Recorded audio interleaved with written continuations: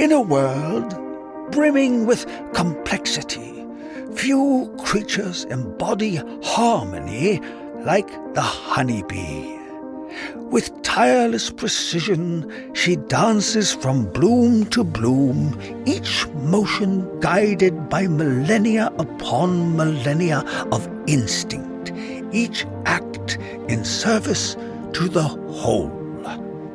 And then there are the beekeepers, watchful stewards of this ancient symbiosis. Part agri-scientist, part poet, they move along their hives with the efficiency of Moe, Larry, and Curly, tending to the bees' needs as best they can comprehend, and with the infrequency of a waterfall in the Sahara, sometimes running off, flapping and flailing like a penguin on a hot sidewalk. This is their journey.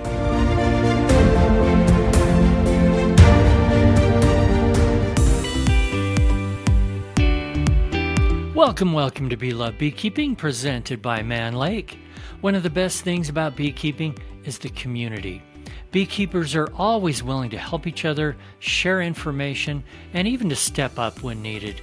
And today I'll be having a conversation with a beekeeper in Utah that's learning that lesson in a big way. First, just one brief new amazing thing about honeybees. Research published in the journal Biology Letters shows that bees possess a sophisticated sense of time. Yes, time.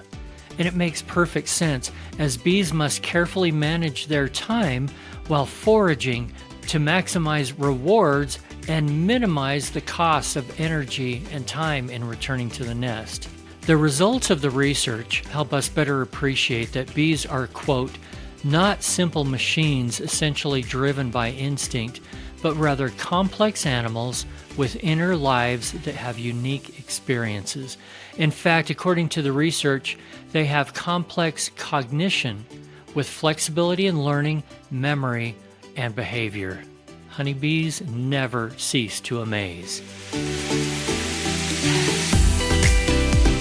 Hey, I'd like to welcome to the show today really special guest, someone that I've been wanting to talk to here for a couple days, and that is Prenten Frazier, and he's coming to us. He's a beekeeper in Utah.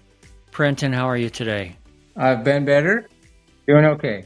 That's probably the worst question I've ever asked somebody in your shoes, because this has not been a fun week for you. And you know what? I want to just jump right into it. Would you give us 1 minute, just 1 minute of what kind of a beekeeping operation that you have, and then tell us about the phone call you got Sunday morning, and let's go from there. Okay.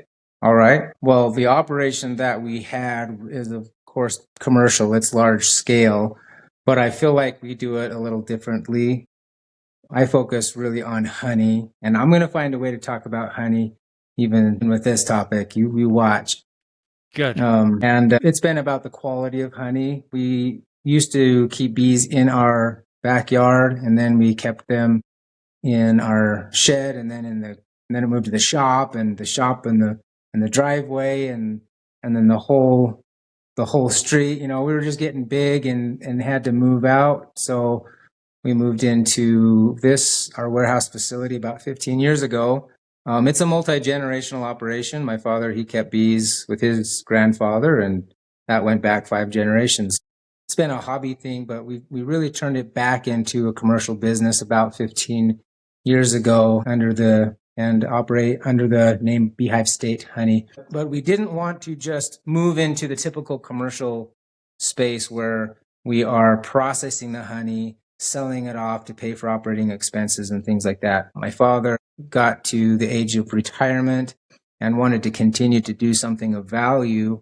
And since beekeeping was a hobby, word my father obviously does not know the definition of. 60-hour-a-week hobby. Well, it's a good way to keep busy. And it really feels good when you are doing something of a farming type of nature. And so we really hit that pretty hard at first, realizing that there's a lot about beekeeping that we did not know, and grew the business to the point it is today. But then again, did not want to change the nature of honey. I noticed early on that there was a difference between our backyard honey and commercial honey, store honey, and wanted to preserve that natural, organic, whatever it was that I didn't fully understand, but came to quickly realize had to do with heating, filtration, and things like that. So we yanked all of the heating elements, put away all of the filters and the strainers. We don't even strain our honey, and started to change. And it took about 10 to 15 years to develop something that is actually quite the antithesis of what honey product is. Most beekeepers would like a translucent, clear, liquid, nice amber honey. I want an opaque, creamed, not amber, and doesn't matter the color. I think honey varies just like people do in personality and color and flavor. That's natural. And you have to embrace those things, and that's what we did. That's what we found to be is really kind of a unique thing. And so we coined the phrase cold extracted honey, because raw wasn't really covering all the bases. Yes, raw means that it's not cooked, but raw can be everything from 115 degrees to, cold. And I just didn't think that was a fair comparison. Even if you're warming it, you're still adding some heat. And I finally worked it down to the definition that was human integrity or human interaction. So I figured if we just cut that out, there is no heating element involved. Plus, we were to store it in some sort of an acid-proof container, then we could preserve that beautiful flavor and that texture that I was familiar with all growing up. So for me, raw backyard honey was just natural. That was part of my life, and I just didn't want to compromise that. But fortunately, in the process, we were able to learn and define a lot more science and chemistry behind honey and how it crystallizes, get down into the molecules and how the chemicals work out and separate, and how they can actually cream.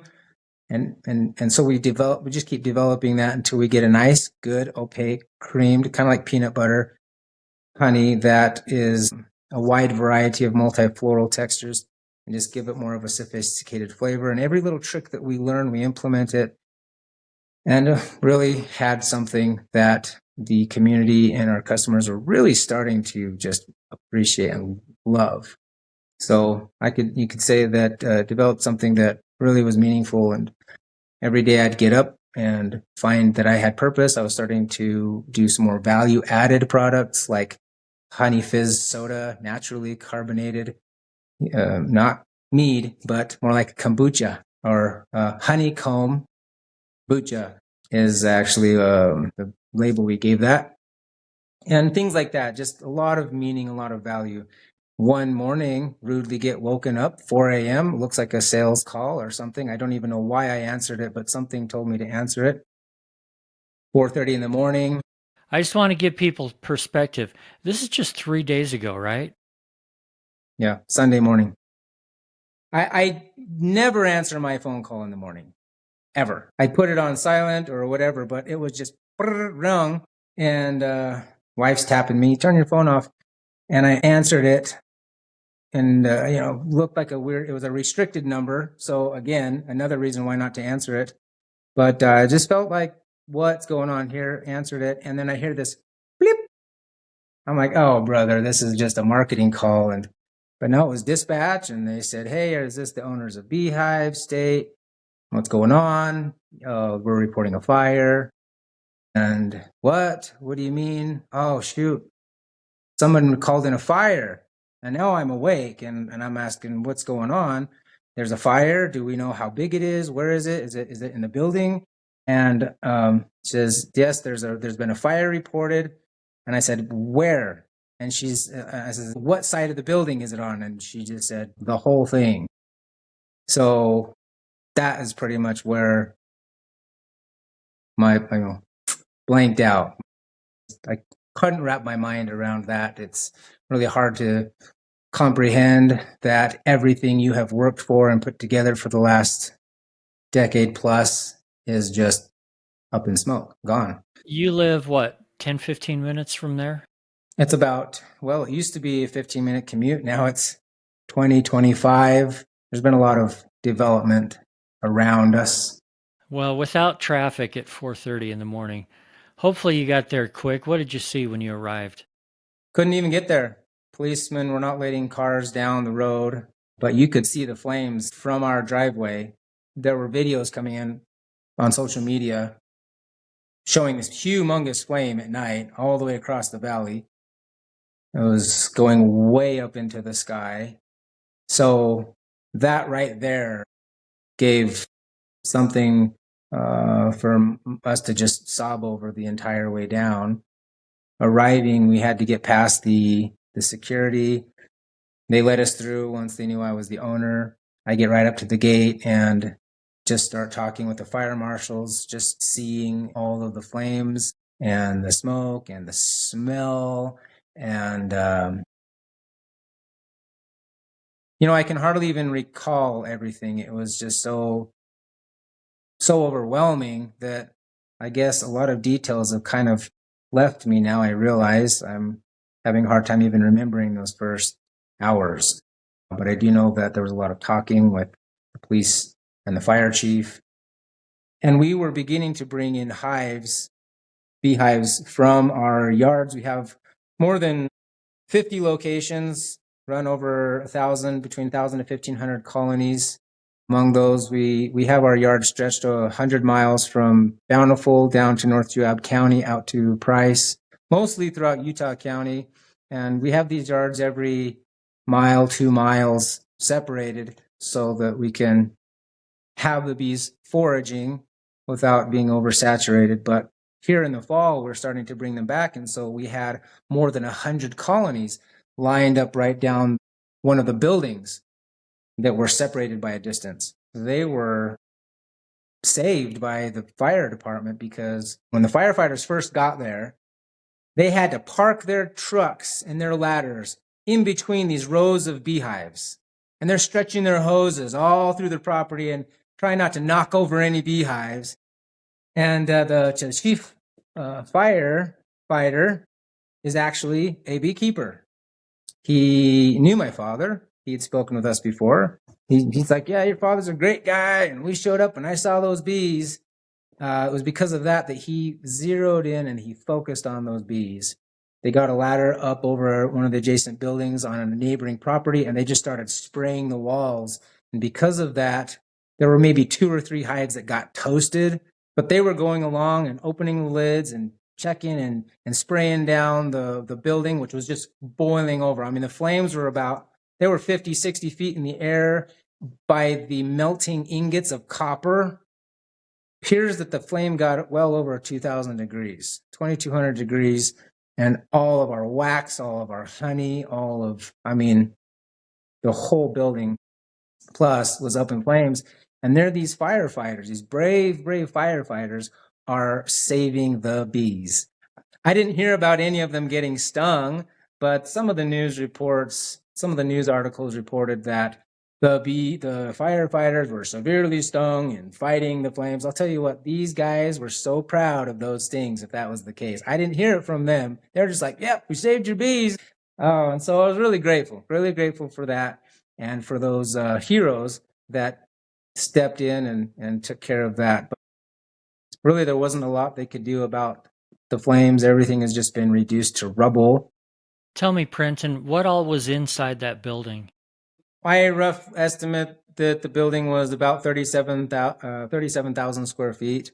We had 3 parts of the building, and we didn't need all of it. We repurposed the building when we first purchased the property, and it came with these buildings. But we had a few very key portions. One was the middle section that was our wood shop where we built and fixed bee frames. The portion that was north where we had our wax rendering and our extraction center, as well as our bottling room. We had all of our palletized wax or wax renderings or wax blocks, and then our prefab, which is to be melted down, all there, including our entire harvest, which is in drums. So that's about 20 drums of honey this year, which is kind of a low yield, but we lost so many bees last year that we weren't able to get as much of a honey yield this year. It's a great year this year was, but we just didn't have the bees to accomplish more. It may seem early, but right now is a great time to order your live bees for 2026 because they do sell out, and because Mann Lake is offering a discount for Be Love podcast listeners. Wait, what? I know you're saying live bees, they never go on sale. Well, they are now. Click on over to Mann Lake, order your bees any variety, nukes or packages, and anything in the beginner essentials category. And when you check out, use the code GETSTARTEDINBEES. It's down in the show notes, so you don't have to remember, for a discount on everything. So get your orders in early and save. And then we had our stock room, and the stock room had a collection of residuals of honey harvests over the years. There were more than 40 or 45 pallets of honey, including some barrels right there that we would sell throughout the year and then restock and sell. So it was always kind of growing. I mean, for the first 10 years we were there, we weren't really selling a lot of honey. We weren't well known. So we had some honey in there that was several years old, but all bottled in glass, in boxes, on pallets. And honey has no shelf life, and it never even degraded in color. Over 10 years, there was no change in hue or color. You can't tell the difference between those jars and the jars that we just harvested. And then there were the shop sections where we repaired boxes, and then there were other places where we just stored. Everything else was for storage areas, just for whatever purposes we needed. But it was everything, our whole operation. I just realized today that we lost our bee nets. Every step I take through the rubble, I remember something else that we no longer have. And that's bad because we no longer have our ability to migrate. I could get into some of the really neat things that people have done to step in. To make that short, just needed to get some bee nets for the next stage, which is migrating the bees that we have, because all of our bees have survived, so we got to keep them going, but we just don't have the resources and the materials to do so. It's all gone. We have our truck and forklift, so we can palletize our bees and bring them in, but we need to start bringing them in from all of our locations. And once they're in, now what do we do with them? We don't have our hangar where we actually will keep the bees inside a climatized environment so that they can survive cold winters. Here in Utah, it can get down below freezing, and that's harsh on the bees, especially in the bee boxes that is the typical Langstroth setup. So unless we're migrating the bees to California, we could lose a lot of bees to cold. And so now we have to start investing into getting some insulation blankets and things to wrap the hives. Well, that's a good concept, but try wrapping 1,000 hives. Yeah, and you can still lose them. Hey, on a personal note, Prenten, to you and your family, let me just say I'm so sorry that this horrible thing happened to you. I can't imagine how devastating that must be. These sorts of things are very emotional. It's not just the business and the money lost, right? There's such an emotional connection when that's your family and your family business, and it's what you do all day, every day. And so, from an emotional standpoint, how are you and your family getting along now? Mostly worried about my father. He's 81 now. We began the business at his retirement of 65, and we got to a place to where he was just really comfortable and in routine. He had his little corner that he loved to go and repair frames at. That's gone. And so the last few days, he has been taking the role of just driving and doing errands. We need anything, he's going to the store or he's going to the shop to get tires fixed or buying materials. And we really haven't gotten into a lot of needs of materials. We're trying to gather things. People have been donating things. I've been overwhelmed with the amazing generosity and outreach of people all around that didn't even know existed before. So making friends, but it's been hard on him. For us, the rest of our family, we're doing fairly well. I mean, better now than I thought I would be here. It was really emotionally devastating, and it was a wreck. And I've gone through a lot of those things. But it's very, very interesting when you are forced to begin from the ashes, how resilient the mind and the heart is. You have no choice. So you start to quickly look forward to the future and to try to put together some plans. And as much as you have lost an identity or a lifestyle or a routine, you quickly pick up on what is to come. And that's starting. I mean, I'm really mostly spending my days on the phone and doing emails, dealing with contractors, electricians, and excavators, trying to work out insurances and figure out if there's anything that we can, just trying to get the whole thing picked up and rolling.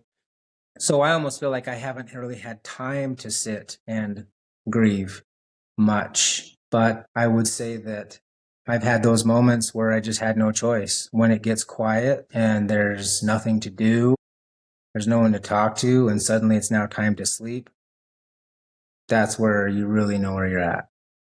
I'm glad you mentioned the generosity of people, because one of your friends set up a GoFundMe page, and that's one of the reasons I wanted you on here, was to let people out there know about the GoFundMe that there is, so that anybody, whether you're in Utah or Montana or New York or New Zealand or whatever else, if you want to help out a fellow beekeeper, I'll put a link to that GoFundMe down in the show notes. This isn't something that Prenten posted or did. It's the community wanting to step up and do it for him, and we can all step up and help. Do you have any idea, is the insurance company going to be able to cover much of this for you? Well, probably to make it short, and for lack of better explain words, we're underinsured. A quick explanation would be beekeeping is not a very lucrative business model as it is. I mean, you can ask any commercial beekeeper. In fact, one of the ingeniouses of beekeeping is that we can figure out how to make raw materials work out of nothing and get the operation to float and make it pay.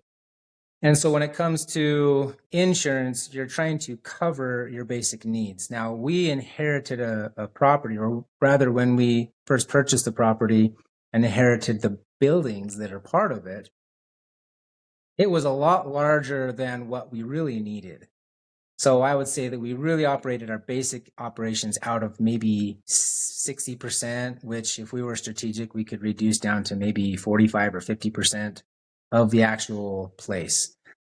And to go over the insurance and cover all of the building loss. And the only reason I say this is because I've worked this out a lot with the insurance, but it's not going to cover. In fact, it doesn't even cover close to even half. And so we were insured, and most of that was liability. So that was really important for us to make sure we have general liability, that if there's any other damages or injuries to somebody else or anything, that we're covered, of course. But then when it comes to beekeepers, we kind of have a tendency to, and not just beekeepers, but everyone has a tendency to undervalue themselves and to say, look, what is the worst case scenario and how could we survive through it? Let's set the bar there, because we really don't have the money to pay for this level of insurance for potential damages. And so that's really the reality of what I'm sitting at now. I'm looking in saying, okay, we're now reduced to get whatever money the insurance can give us and go from there. And that is the very basics. That's the baseline. And it neglected a lot of things. For one, disaster cleanup could just swallow that all completely. Mm-hmm. And we had about 37,000 square feet, as I mentioned, of building space. So all that roof line and all that debris and all that trash, I can't get in there with a backhoe and a trailer and take care of that and be done anytime soon. In order for us to get back up on our feet, we need to have that cleared out within a couple months, a month or two. That's got to be cleaned up. Starting to look at contractors and excavators and things that can do that. And that quickly those prices, no one considers that as part of well, you should. And I think I'm being pretty open and transparent here. I don't think most people would want to divulge, but I really feel like if there are other beekeeping operations out there that what I have learned over the last few days, they really would want to listen to and take in some advice, because if anything were to happen, you are dealing with wax, you are dealing with smokers. That's what I hear a lot of the time. People are asking or speculating, did you forget to put out your smoker? Or were you melting wax? And actually, no. Investigation is inconclusive as to what caused the fire. However, the area of origin that they found the fire in, there was not an area where we use any kind of flame. There's no wax stored there. There's no honey stored there. We don't even have any power tools in that area that would cause that kind of friction. That was actually a corner of the room where we stapled together frames with a pneumatic stapler. So it's just an air hose. What caused the fire right there in that corner is just a mystery to me. According to surveillance and everyone's alibi, I guess if you say, their story, there wasn't anyone in that shop for 3 days. The last anyone had been in there, I had been in there Friday. No one came in Saturday. And the last that anyone had worked in that corner doing stapling or framing was Wednesday. So you would have had to either have something that was smoldering for 3-4 days to finally go up Sunday morning, or you have someone who sneaks in. And they didn't rule out arson, but someone really would have had to, come in through the back gate, jump the fence, crawl in there and do something. And either way, it's very unexplained. The need to clean up a mess is included in what you get from insurance. So if you're going to use part of that money to pay for cleanup, you have that much less money to pay for like rebuild. So there really is no money for rebuild. Along with that was something, and I'm not an insurance expert, and maybe some people are better informed by their agent, but there's something called loss potential, which is the income or income loss potential that you had for the following year or up to a year after the disaster. So how are you going to pay for employees? How do you usually make your money? And are you going to now be able to do that? Beekeeping is half pollinating and fulfilling contracts. The other half is honey sales.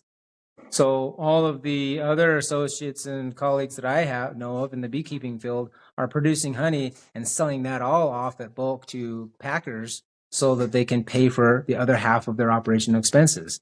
And both of these together don't amount to much of a living. It's mainly pays up the operation expenses.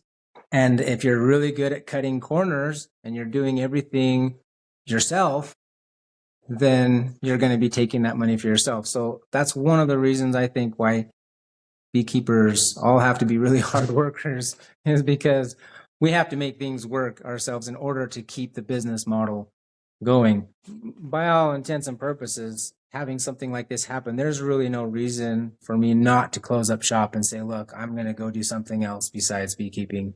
This is not something that we can recover from. I mean, if I'm sane, that's what I would be saying. But I can't imagine doing anything else. I have employees, I have foremen and others who rely on this as their full-time living and their income. I have too much of a community and too many customers who have grown to love our product and our business. Even if I didn't want to do it anymore, we have too much of intellectual asset properties and customers and value there business name and our logo and just being known in the community to just let it go. I would sell it to somebody else who wants to try.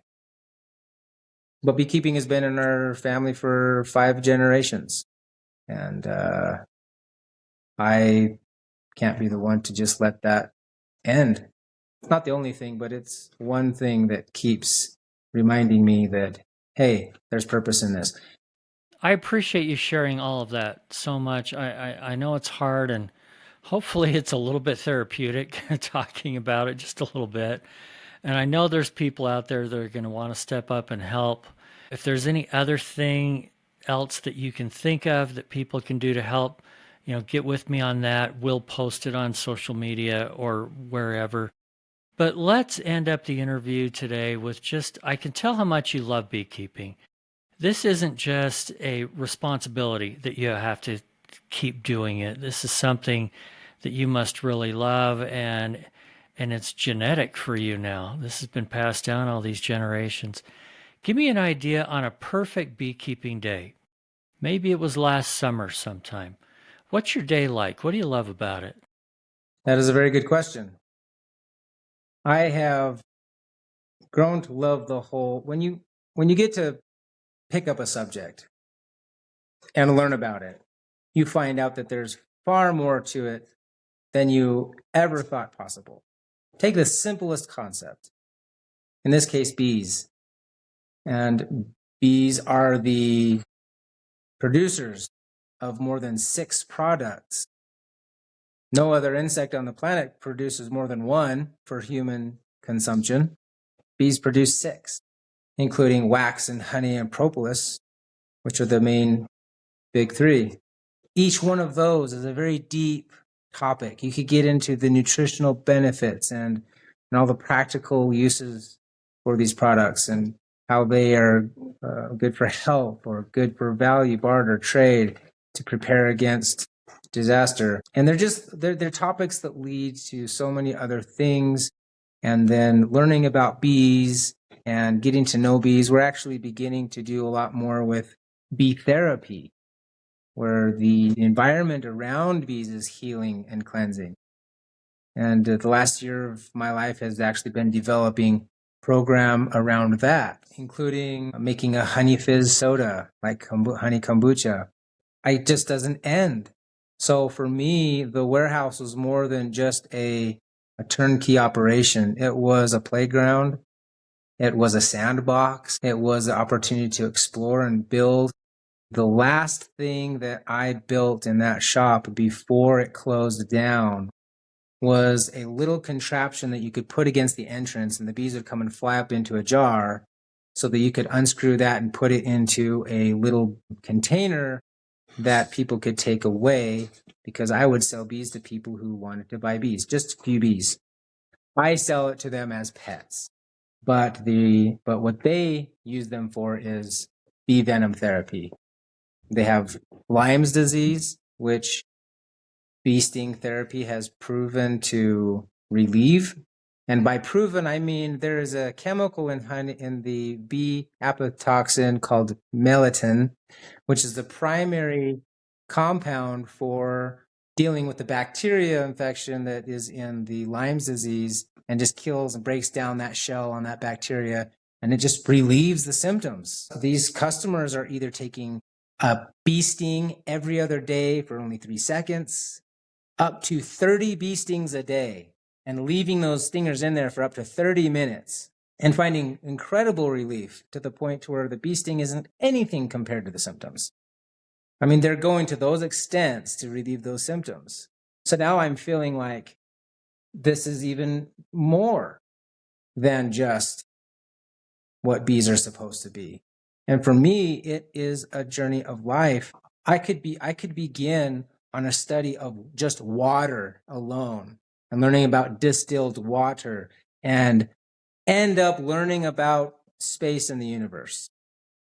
Any topic that you get started on, no matter how small it is, it's so complex that it leads me from beekeeping into gardening, regenerative gardening, and creating nutrient-dense foods, to therapy and medicine.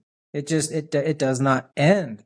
So on the one end, where we are working with private landowners who want to host our bees and love the barter trade that we have going with them and the connections that we have with so many friends and colleagues, to just our personal exploration with our interests in life, there is just an endless topic. And so for me, it's my day-to-day life is about exploration, about learning, and about personal development.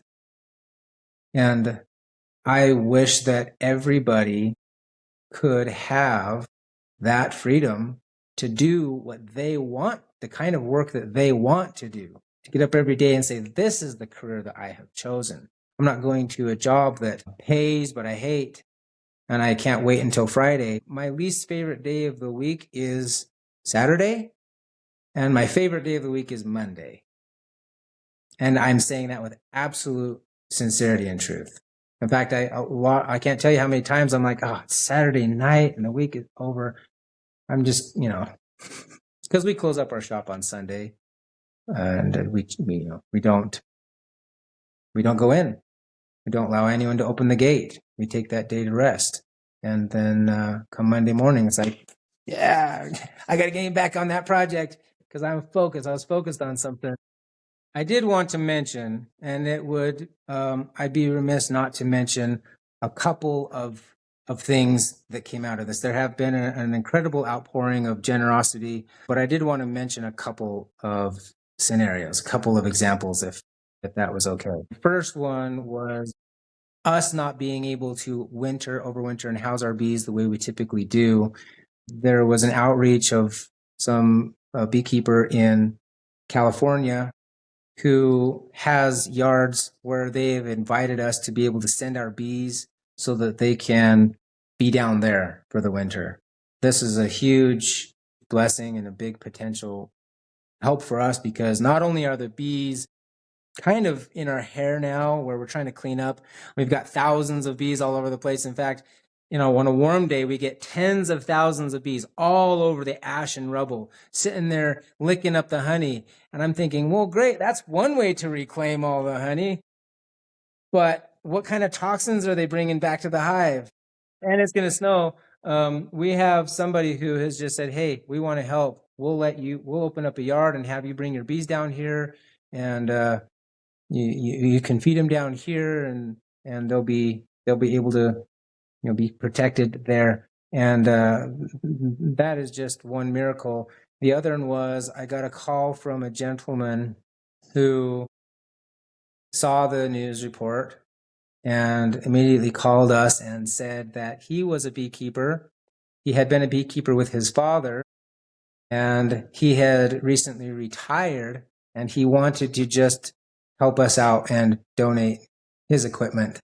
And that was just, to me, I almost just got overwhelmed with emotion there, just because thinking about it. And I went and I met him, one of the most sincere, generous people who I've ever talked to. And so on the one hand, this tragedy has left us devastated, but on the other hand, it has opened up a pathway to meeting people and creating connections that are incredible and wildly supportive and comforting. So I just wanted to mention a couple of things. Those are only two. We've had dozens of incredible things that I could go over. Whenever you have to rise from the ashes, there are always new windows and opportunities that open to make that happen. And you can't work it out in your mind, but it always comes. And I would encourage people to really honestly, let's make it real. Look at your insurance. Make sure you not only have the coverage that you are going to need for equipment and for buildings, but make sure your agent is explaining to you other options. For example, income loss potential, and especially on your large pieces of equipment, because there's the material loss, and then there's building coverage, and then there's general liability and things like that. Yeah, it's a good lesson. Really check and make sure everything's being done right. Well, Prenten, I appreciate your fantastic attitude so much. It's a great example for all of us. And from the beekeeping community and from my family, our love and support to you and your family. I know you're going to bounce back right on your feet and be going forward fantastic. So keep it up, my friend. Thanks again. We'll talk soon. Okay. Thanks for joining us on Be Love Beekeeping, presented by Mann Lake. If you like this content, I hope you'll share it with a friend, follow and subscribe to this podcast, and even sign up for our newsletter at belovebeekeeping.com. Also, just a shout out to Vita Bee Health for their support. We appreciate them. Vita's Varroa control range of products includes Apistan, Apigard, and now Varoxan, extended release oxalic acid strips. Thanks, guys. And remember, if you're not just in it for the honey or the money, you're in it for the love. See you next week.